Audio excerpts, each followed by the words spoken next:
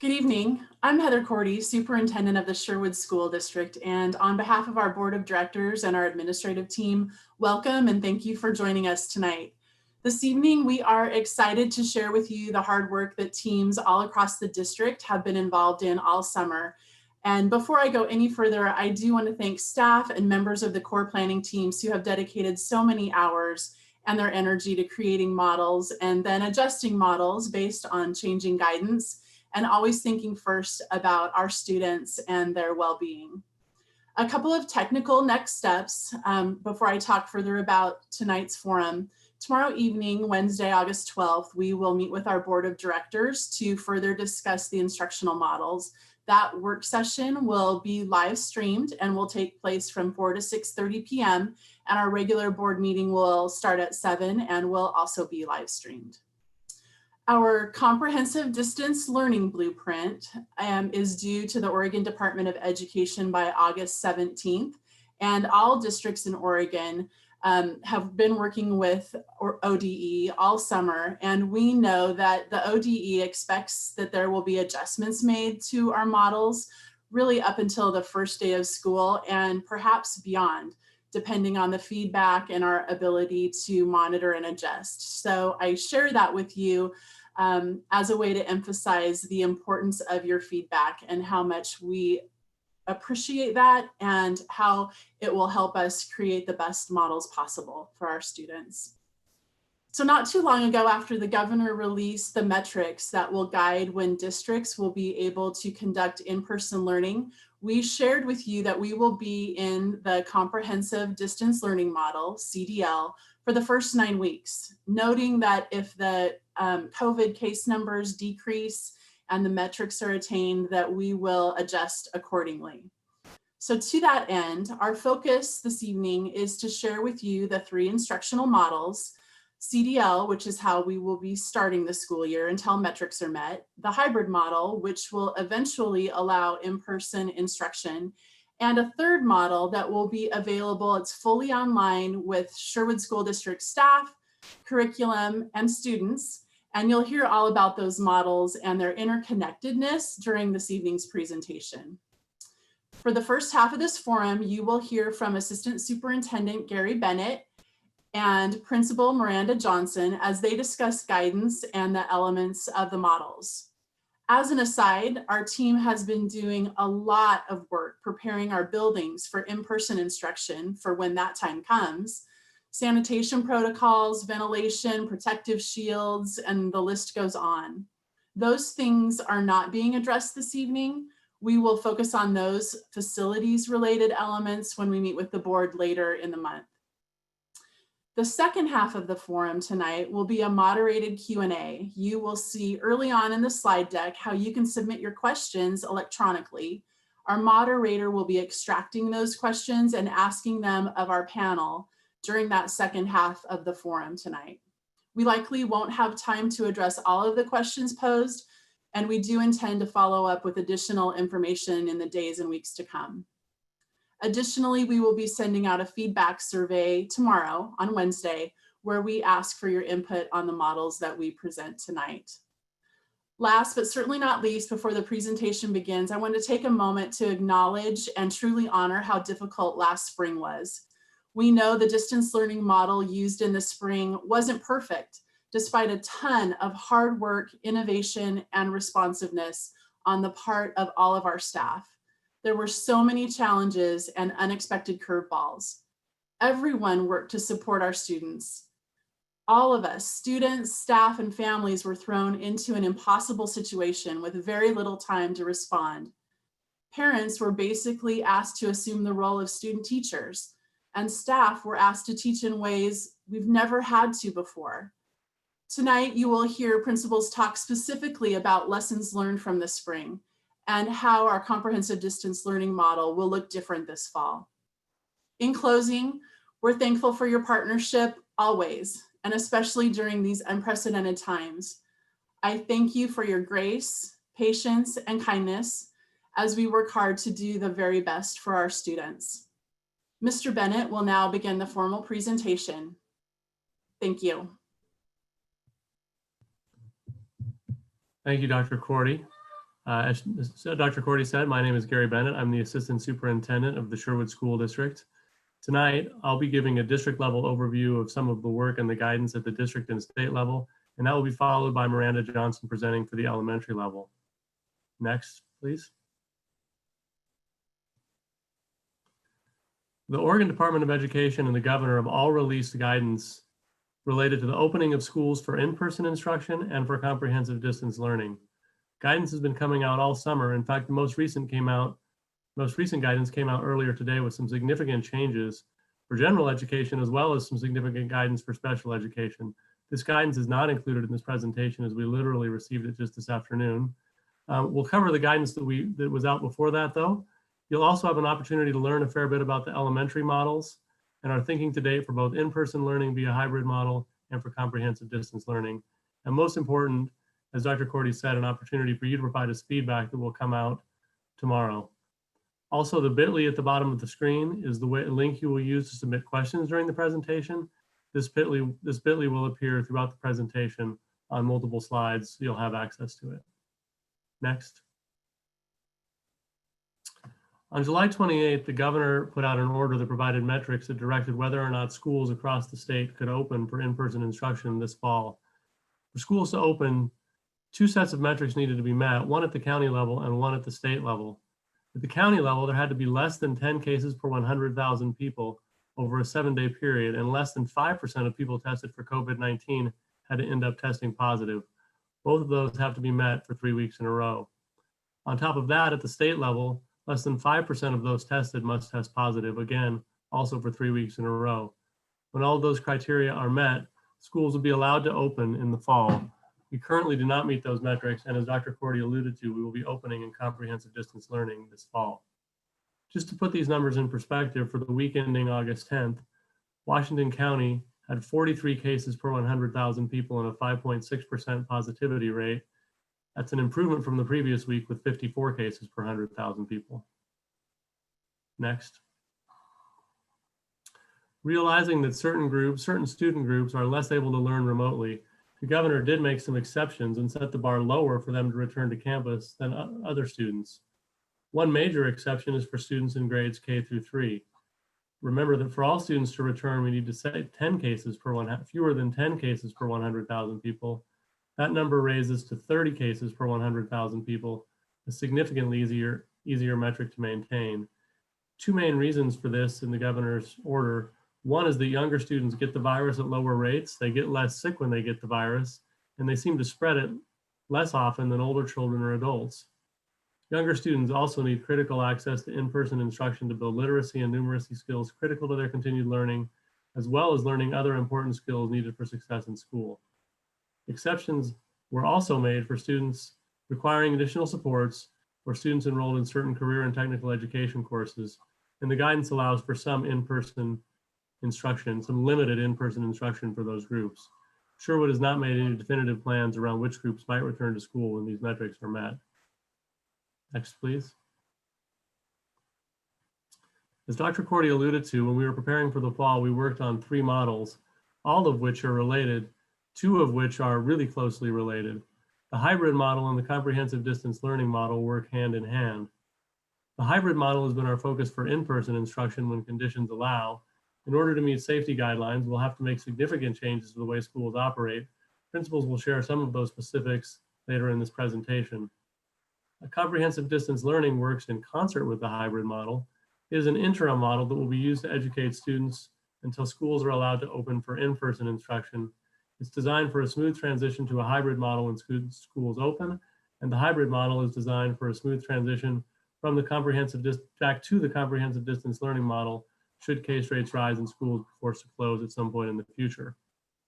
We're also very excited to announce our Sherwood Cloud Campus. This is Sherwood's fully online model. This slide serves to compare the 3 models together, and on the next slide, I'll provide some more detailed information. One important note is what you can find at the bottom. Regardless of which model students choose, all students will have the same opportunity to learn the same content. What will change will be where they learn the content, at home or at school. Next slide, please. The Sherwood Cloud Campus, as I said, is a fully online model. Sherwood teachers, Sherwood students, and Sherwood curriculum.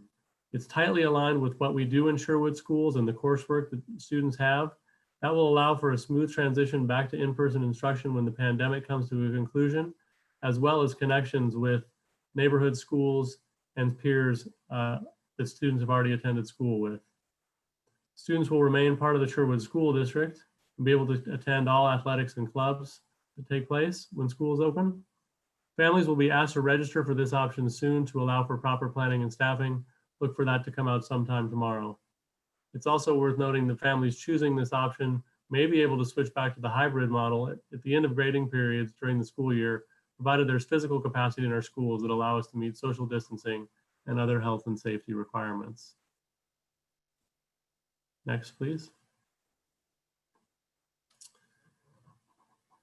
There's also, I wanted to talk about the guidance put out by the Oregon Department of Education for distance learning. Many things we heard in your feedback are addressed in this new guidance. You can read what they are on the screen, but many of these things we heard, more live instruction, kids having a chance to interact with one another, attention to mental health and social emotional learning, more rigor and more structure were all things we heard. All of these appear in the guidance and all of these appear in our models. And although our teams worked really hard last year to prepare our model for the spring, and all the teachers worked hard, the benefit of having a summer to plan, the opportunity to learn from last spring, and adequate time to train teachers should lead to a much stronger model. On that, I'll turn it over to Ms. Miranda Johnson, principal of the Ridges Elementary, to bring you up to speed on the elementary model. Thank you for your time.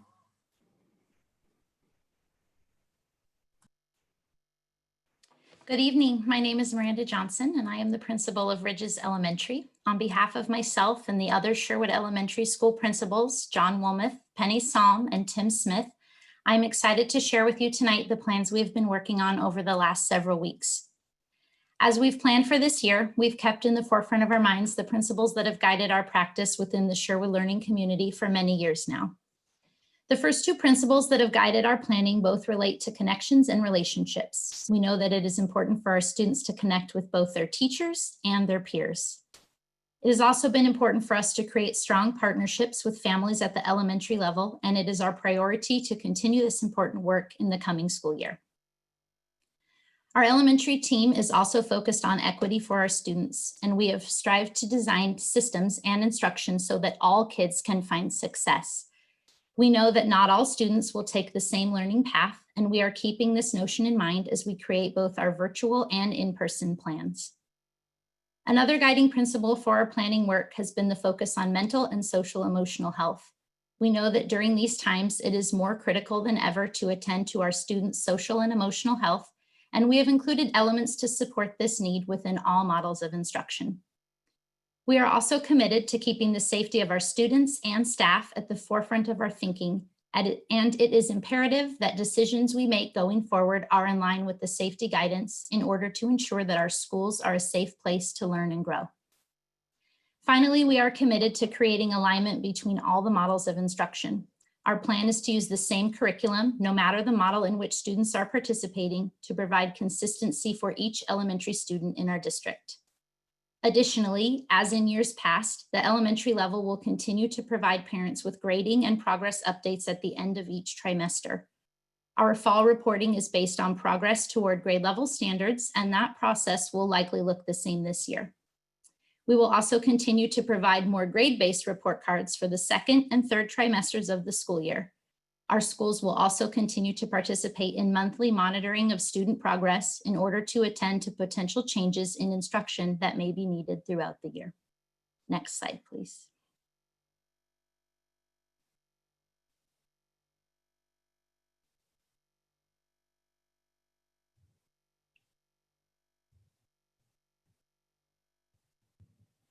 As we begin our planning, it was important that we started by addressing our key learnings from distance instruction in the spring. We reviewed data collected from both families and teachers to make informed decisions about ways to improve student learning going forward.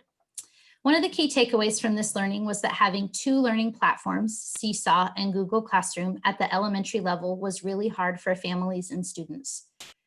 So we also heard from many families that live in-person instruction and connections were crucial to the building of relationships for our students.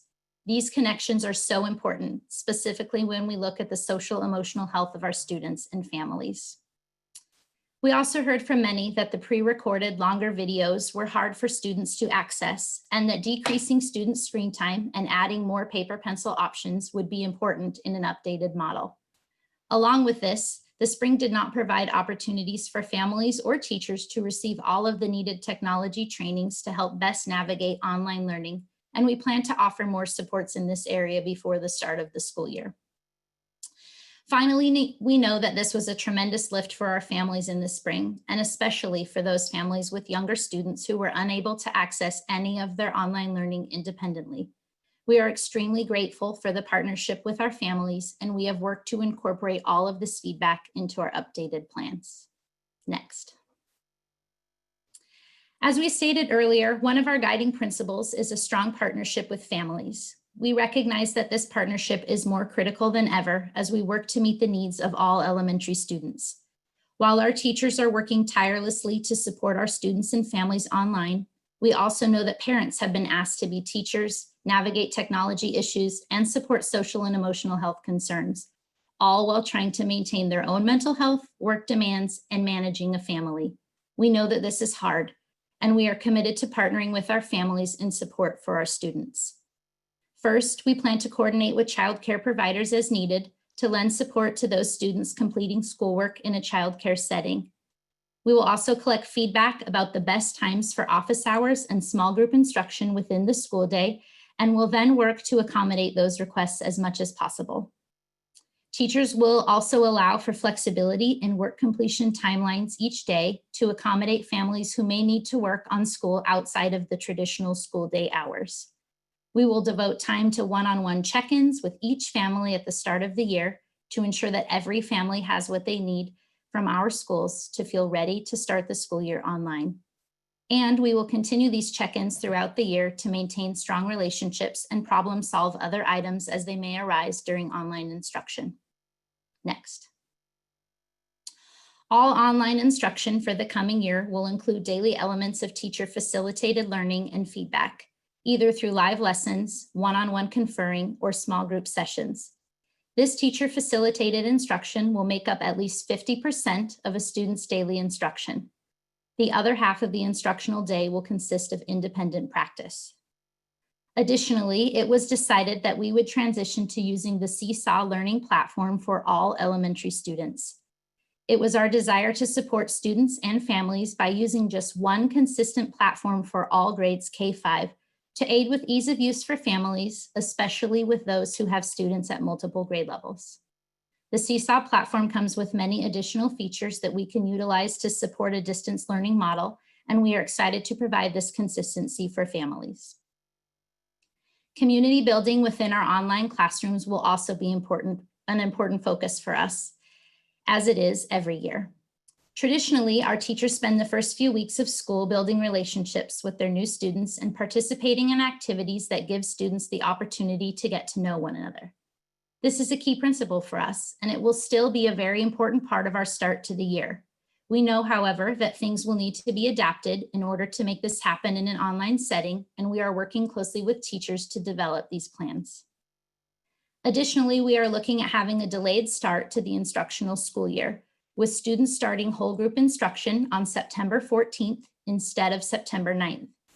This would provide our teachers with 3 extra school days to connect with families and students prior to the formal start of the school year and allow them to start developing those important relationships and meaningful connections. The social emotional health of our students is also one of the top priorities for us as we plan for the coming school year, and our updated distance learning options will all include daily community circle lessons addressing topics of relevance for each grade level, as well as daily online interactions between students within the same class. When looking at curriculum, we are also implementing many improvements to our distance learning model. The authors of our adopted reading, writing, and phonics curriculum have created materials, lessons, and a sequence of learning to improve the online experience for our students. These lessons are succinct and will decrease the amount of daily screen time for kids. Some lessons will utilize pre-recorded video resources with follow-up whole or small group instruction by the classroom teacher. This will allow our teachers to focus on live one-on-one conferring and small group instruction rather than the creation of teaching videos for these literacy subjects. For our Bridges Math and curriculum, the authors have created an updated sequence of learning that will allow teachers to both cover the material for the 2021 school year while also going back to reteach some of the content from the spring. This will allow us to both continue with the learning of new math skills while also supporting the review of past skills. In addition, our staff and students will have access to new online components to the curriculum, which will make learning tasks and assessments easier to complete in a distance learning model. For all content areas, it is our goal to increase hands-on learning for our students. All students will have access to more paper pencil options for assignments. And we are also in the process of purchasing an individualized math kit for every student to provide them with access to similar math materials that they would use within the classroom. Additional guidance from the Oregon Department of Education regarding our student support services, such as special education and English language development, was just released this morning, and we are still working to review and implement that guidance. We do know, though, that our instructional models will include individualized instruction for all student groups to ensure that their personal goals are met. Next. Within our online comprehensive distance learning model, students will participate in 2 hours and 20 minutes of teacher-led instruction at grades K-3 and 2 hours and 30 minutes of teacher-led instruction at grades 4-5. During these teacher-facilitated times, students will participate in a variety of activities, some of which will include math and literacy lessons, special education or English language instruction, or a combination of pre-recorded or live instruction in PE or music. Next.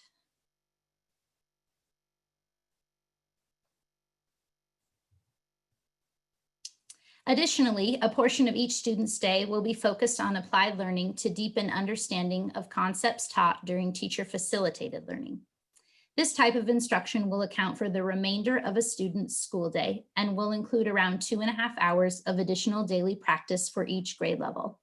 Some applied learning activities that students may participate in for this section of time include independent practice, office hours with teachers or instructional assistants, or peer interactions and work groups. Together, applied learning and teacher-led instruction will account for a student's complete 4 to 5 hour school day. Next. In order to ensure the safety of our staff and students when we do return to hybrid in-person instruction, we are carefully taking into account the guidance from the Oregon Department of Education regarding how this instruction will look. Our elementary principals are in the process of reviewing building capacities and making needed classroom changes to accommodate social distancing rules throughout all locations in the building. Additionally, we are investing a great deal of time into the creation of small grade level cohorts within our schools. These will closely resemble the traditional grade level classrooms that we have had in years past and will provide us with a way to limit interactions of larger groups of students throughout the day. Our elementary school teams are also adding extra safety measures when it comes to hand washing and have purchased additional hand sanitizing stations, as well as creating rotations for class cohorts to use bathrooms or bathrooms for hand washing throughout the day. Another safety item that will be implemented once returning to in-person instruction will be the limiting of volunteers and adults within our elementary buildings. While we know that our parents and volunteers are an integral part of our school communities, the risks associated with having additional adults in the building are high, and we are going to do our best to limit these risks as much as possible. We will work with our teachers and school parent groups to ensure that we find creative ways to keep our parents involved in the school setting throughout the year, but please know that this will look different and will likely not include on-site volunteering. Next. All students present for hybrid in-person instruction will be expected to wear masks per the governor's most recent guidance, and all staff within the building will also wear masks and/or face shields when interacting with student cohort groups and each other. Our custodial team will have a detailed cleaning rotation that will prioritize the frequent cleaning of all high-touch surfaces. This will include, but is not limited to, our playground equipment, bathrooms, door handles, and student desks and chairs. Finally, we are working closely with our school nurse team to create detailed protocols for isolation of sick and exposed staff and students, and we will also provide a screening process as students arrive at school each day. Next. Our goal within the hybrid model will be to maximize the on-site instructional time for all students in this group, while still attending to social distancing within the classroom. Our hope would be that all K-3 students could participate in a 5-day-a-week on-site instructional day. However, this will depend on final student numbers and our current capacity requirements. After we are able to adequately assess which students will be participating in the Sherwood Cloud Campus, we will know if this model will be obtainable or if we will need to consider a different approach. An alternative may look like prioritizing our K2 or even our K1 students in a 5-day-a-week model and moving grades 3 and potentially grade 2 to a combination of online and in-person instruction. These alternatives to a full on-site model for K3 will be visited in the event that we have more students wanting to return for on-site instruction than we have staffing or building capacity to support safely. From there, we will work toward bringing our 4th and 5th grade students back to hybrid in-person instruction once the metrics have been met for opening schools safely to students in this older age group. This could look like a hybrid option with students attending in person 2 days a week and online 3 days a week. Likely the K3 model, and final decisions will be based on capacity and social distancing requirements, as well as feedback from our community and the school board. Finally, it is our greatest hope that once students resume hybrid in-person classes, students can return to the current practice of instruction to the largest extent possible. Teachers will still include elements of online Seesaw instruction as part of their in-person model, however, to ensure that if at any point during the year we need to transition back to an online comprehensive distance model, we can do so as seamlessly as possible. Our student numbers are close when it comes to class sizes within our classroom spaces, and pending the outcome of our Sherwood Cloud Campus registration, it is our sincere hope to provide students with the greatest amount of in-person instruction safely possible. Next. Once we are able to return to in-person instruction, our plan is for the instructional day to reflect our regular face-to-face instructional schedule as much as possible. Students will participate in all core subjects through in-person lessons with their teachers. Students will have lunch at school and participate in one formal recess and other short in-class breaks throughout the day. It is then our plan to have students released from school at 1:15 p.m. to finish their learning day at home. During this time, students will participate in pre-recorded or live lessons for music and PE. The total number of instructional minutes will still need to be maintained, and students may also be asked to complete a small amount of independent practice or applied learning during this time at home. This daily early release will provide teachers with a chance to appropriately clean their classrooms and prep before the start of the next school day, as well as providing time for collaboration between teams and teachers. As we work to finalize our school calendars, it is likely that this early dismissal will replace all previously scheduled early release Wednesdays. Next. There are many next steps for our team in the weeks to come. The first will be the collection of community feedback following tonight's community forums. We will soon be sharing a survey with all families, and we'll use the feedback provided to inform any changes in our plans moving forward. Secondly, there will be a formal registration process for families wanting to participate in the online Sherwood Cloud Campus, even after we have met the metrics for students to return to school safely. The Sherwood Cloud Campus registration process will begin this week. Families that register for this option should plan to commit to participating in the Sherwood Cloud Campus through the end of each grading period for which they are enrolled. It will also be key that we support our families in preparing for the school year. Time will be devoted to technology pickups for those still needing devices, days for families to come pick up supplies and paper pencil work, as well as creating some online supports for families that may want assistance with setting up student devices or learning more about using our online Seesaw learning platform. Finally, we will be working with families in early September to schedule individual check-ins with each student and their teacher. These check-ins will provide valuable time for families to connect one-on-one with their teacher to ask questions, share needed student information, and begin to create those important relationships that we know are so valuable to learning at the elementary level. Next. This slide deck reflects our most current thinking for the coming school year. After receiving input from the community and our staff, these plans are likely to be altered based on that feedback and any updated guidance from the Oregon Department of Education or the Oregon Health Authority. We are thankful for your flexibility and understanding during these unprecedented times. We are working hard to keep the best interest of students at the forefront of all the planning we do, and we look forward to hearing your input on these current draft plans. Thanks in advance for your support. At this time, we are going to transition to the Q&A portion of tonight's community forum. I will hand things over to our Chief Operations Officer, Jim Rose, to facilitate the next portion of this evening.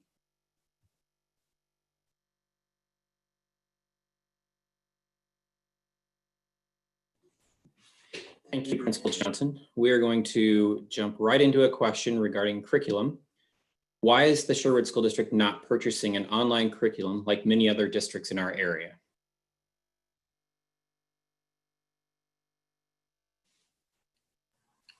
This is Gary. That's a great question. Thank you for asking. We believe that our curriculum is grounded in best practices in reading and writing instruction. We believe that kids know certain routines around reading and writing instruction, and we believe that connecting them with what they're already doing and with schools, what schools are doing in their area is important. And when they return to school, we believe they'll be better off having had instruction from the Sherwood School District curriculum, rather than a canned curriculum from a pre-purchased thing that is disconnected from what they're doing every day in our schools. Our next question continues with curriculum as an item. How is the online curriculum being developed to be engaging and effective? And who is developing these curriculums? The online curriculum is directly aligned with our current practices. So we have partnered with the Teachers College, and we had the opportunity to purchase and implement their virtual subscriptions. So students will be interacting with our teachers and modeling the same lessons that were prepared by the Teachers College Reading and Writing Project. In addition, our math curriculum that will be happening on the cloud campus, as well as when we alternate between in-person and hybrid instruction, will be using a new scope and sequence that is specific to engaging students in an online setting. In addition to those specifically formulated curriculums around virtual instruction, we are providing students with kits so that they actually can use the same manipulatives that they would use in class. And that opportunity that we just weren't able to fulfill in the fall, we're creating systems to ensure that every student has access to those kits and that every student is using them throughout their day and in the instruction. Our next question is, for those who live in rural Sherwood and find internet connectivity a challenge, will paper packet options be available, especially at the lower grades?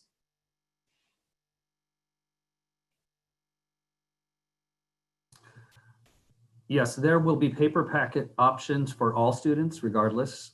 We heard that feedback from our families loud and clear that we needed more hands-on paper pencil activities for our students. So we will have those available for families both in the rural areas as well as in town. Next question is a little clarification on what exactly is the difference between the CDL model and the Sherwood Cloud Campus model?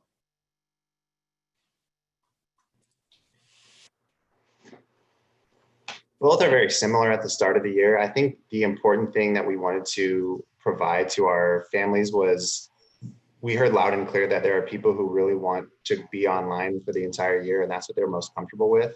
And we want to set aside a model that is consistent and offers them a consistent connection with an educator and consistent connection with a group of peers that can carry on regardless of how the metrics dictate our model shifts in and out of the hybrid model. Speaking of that, in the cloud model, is it a one-year commitment or can you change your learning model as the year progresses? For example, start with cloud and then move to hybrid. The intention is for anyone who signs up for the cloud to commit to that for at least one grading period or trimester. Upon the end of the trimester, a parent could potentially move their student back into the hybrid model, but that would be based on whether or not capacity exists in the school setting. Thank you. Will K3 have the opportunity to be full-time in person once we meet the COVID metrics instead of a hybrid model?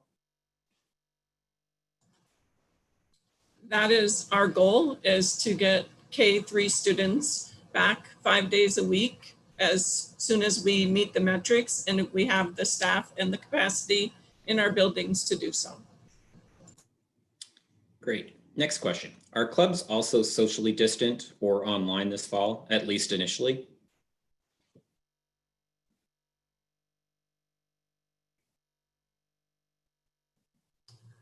We don't have an answer for that one at this time. Circling back to the curriculum questions, will the curriculum be the same across all elementary schools? Yes, the curriculum is aligned across all elementary schools, across the different models of the program, as well as the Sherwood Cloud campus. Thank you. How will children be assessed to make sure they are on target? And how will students on 504 and IEP plans be tracked to make sure they are learning and not falling behind?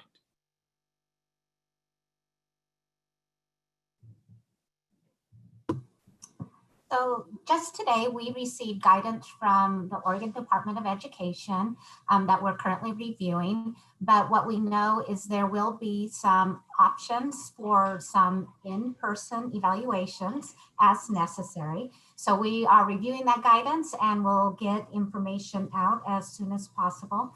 And in terms of monitoring students and their progress for IEP and 504 plans, we are in the process of developing a tool so that we have a streamlined way of monitoring improvement on IEP goals and to ensure that students are making adequate progress in their general ed classes. Great. Can you explain why you chose Seesaw?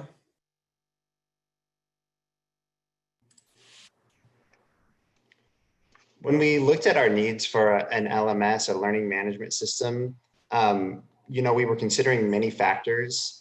We were considering, ODE asked us to consider something that was age appropriate, and it recommended that schools come to an agreement on one LMS, one common LMS. And in trying to find a balance between an LMS that can meet the needs of a school system that has to operate at least temporarily, fully online, and finding tools that were age appropriate, Seesaw had the right balance of a fully functioning LMS with the features that are needed to run an online school, and still a nice suite of tools that are age appropriate that were aimed at directly at the elementary level.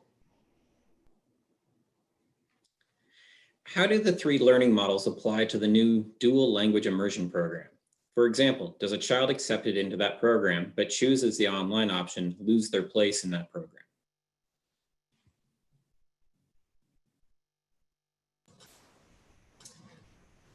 We have not made that decision at this time. We are prepared, staff is prepared to do the dual immersion instruction online.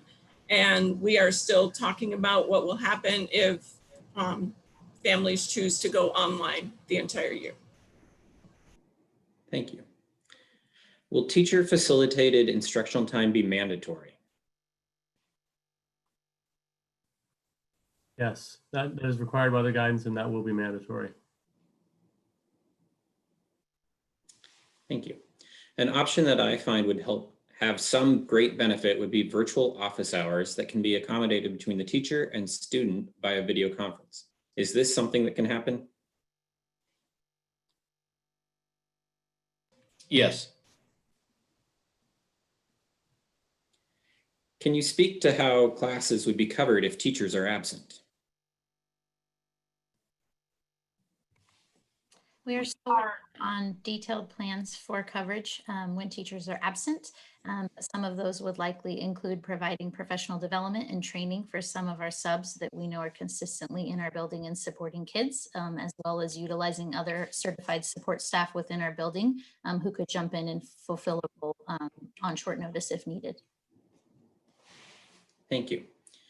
When conditions allow for hybrid learning, how often will the metrics be measured? And could sudden increases create a situation where we're changing week to week?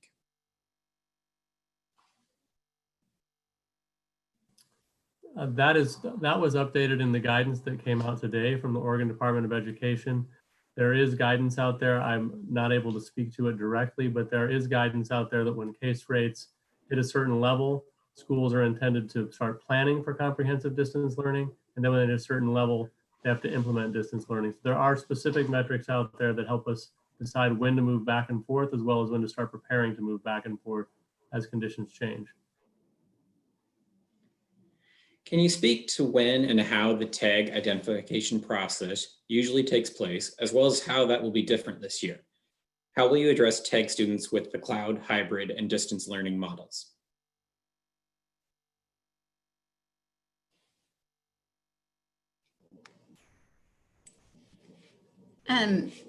The recent guidance that was released today had specific information about how we can do some diagnostic assessments and assessments for all of our learners, including tag students. So we will continue to dive deeper into that guidance and work with our tag coordinator to develop some really robust plans to support those students. Currently, we are in the process of working on that. In a cloud model, would students still be assigned a teacher from their school or district-wide?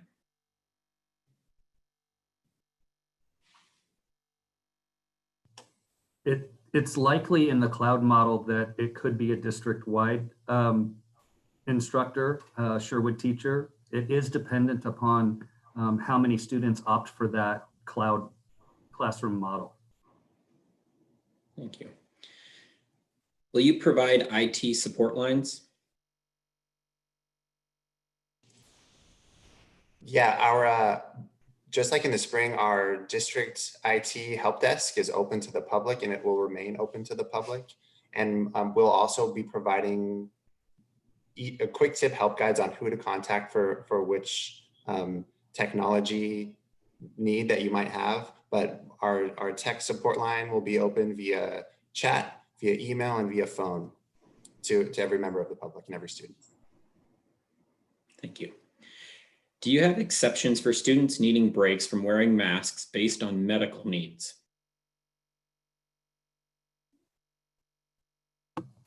Yes, we will consult with our nurses and families and family physicians to determine how best to meet students' needs, and we will accommodate as necessary.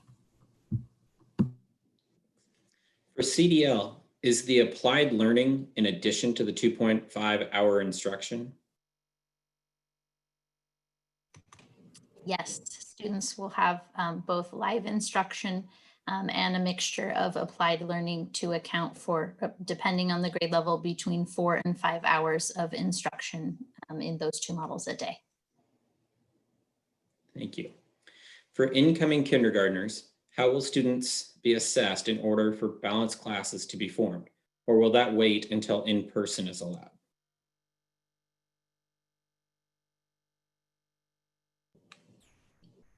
Again, to refer to the guidance that was recently released today, this afternoon, there are opportunities for some assessments for kindergarten students, and we will work with our kindergarten teachers and our teams to create a plan that allows for us to serve our students and create classes in the best way we can. Thanks. Will K3 still use iPads and 4-5 still use Chromebooks? our kindergarten through second grade students will use iPads. Third through fifth will be Chromebooks. Great. Is the daily live sessions recorded? Will more info on the cloud campus go out, and is that live? Teacher daily live lessons will be recorded, especially for those families or students who may not be able to access them in real time. There still will be a requirement for students to engage within the Seesaw platform or interact with lessons and class posts daily, but we will accommodate as needed for families. And yes, the requirements will be the same for Cloud Campus as well as hybrid or CDL. Thank you. If K-3 is able to go back to fully in person once metrics are met, will the school day still end at 1:15? Yes, that's our intention in order to accomplish the things that Ms. Johnson referred to in terms of cleaning and disinfecting and preparing for instruction for the following day. Thank you. If student signs up for a cloud campus option, are they still in regular classrooms with peers or separate group?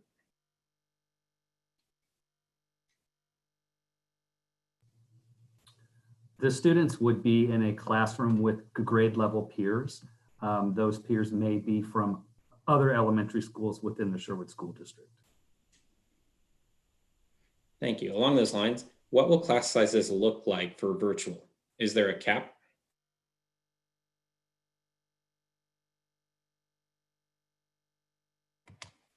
Our goal at the elementary level is to leave class sizes as consistent between schools and grade levels as possible, but we will definitely need to collect the Cloud Campus registration data and able to allocate staff appropriately and to make final class placement decisions.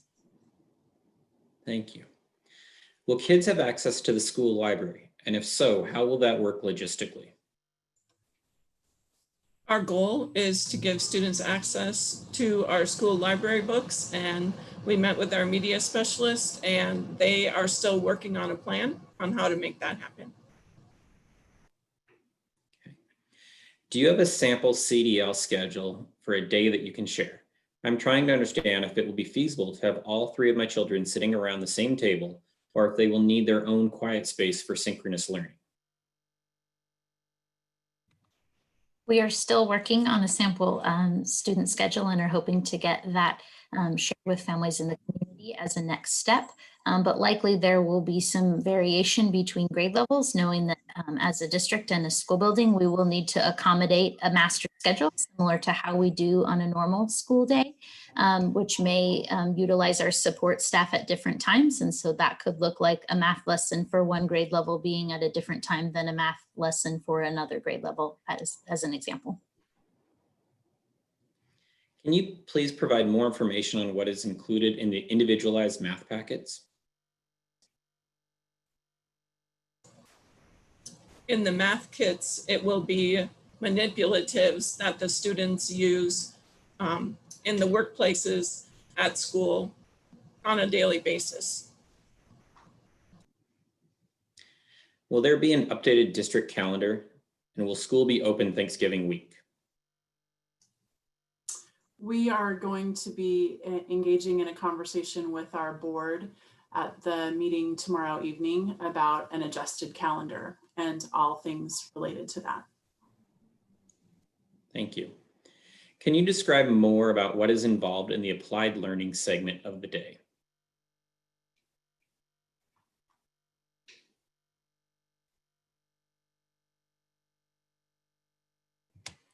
Applied learning will be any activities that are not directly facilitated or led by a teacher.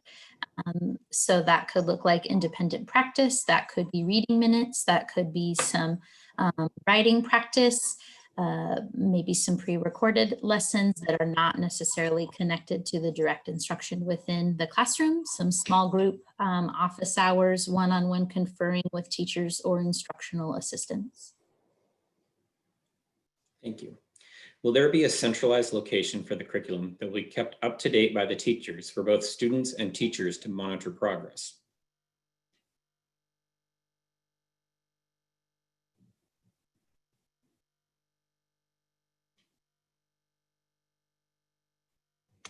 Seesaw will be the platform for K-5, and so that will house all of the resources that teachers will be using to support students in those grade levels.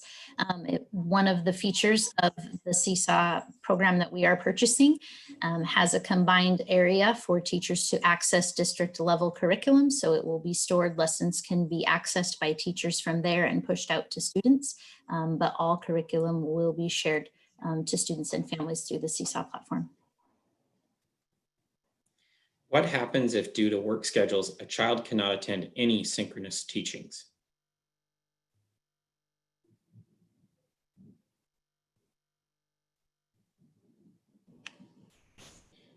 Part of the guidance that ODE implemented is creating some sort of plan for students who traditionally can't access the classroom for whatever reason.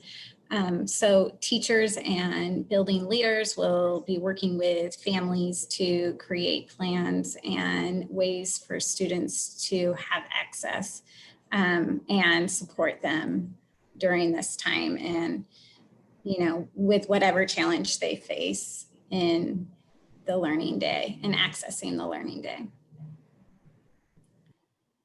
Will there be more information available about the day-to-day schedule and learning requirements of the cloud campus before they're required to make an enrollment decision?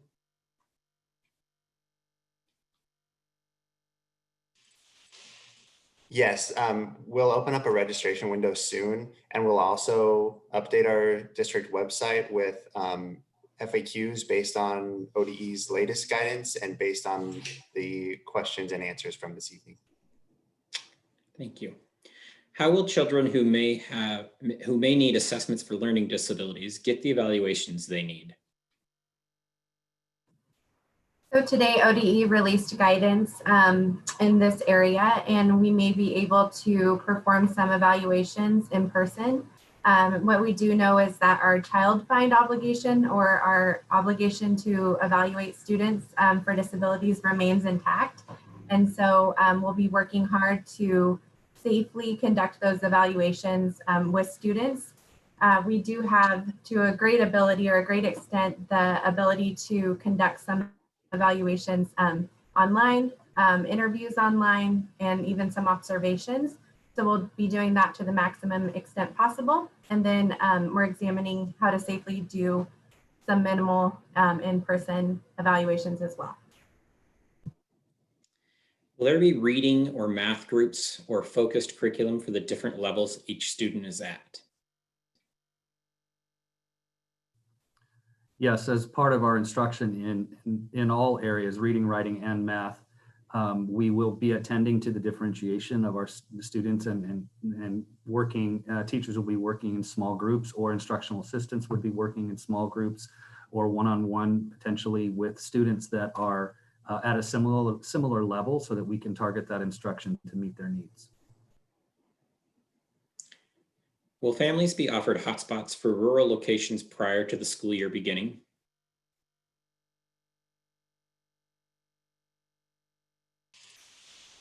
Yes, we're working with our schools to identify and deliver as many hotspots as possible. And we're also doing our best to partner with businesses and other government entities to find solutions for our rural areas that, for whom a hotspot doesn't provide them internet access, and for whom they do not have high-speed access at home. So we're doing our best and exhausting every single possibility to try and provide access to every single person in the district.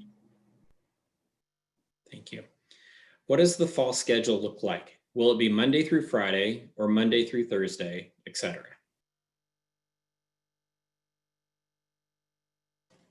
At this time, our intention is to go Monday through Friday, whether it be comprehensive distance learning or the hybrid in-person. Okay. What will be the communication to parents regarding COVID cases?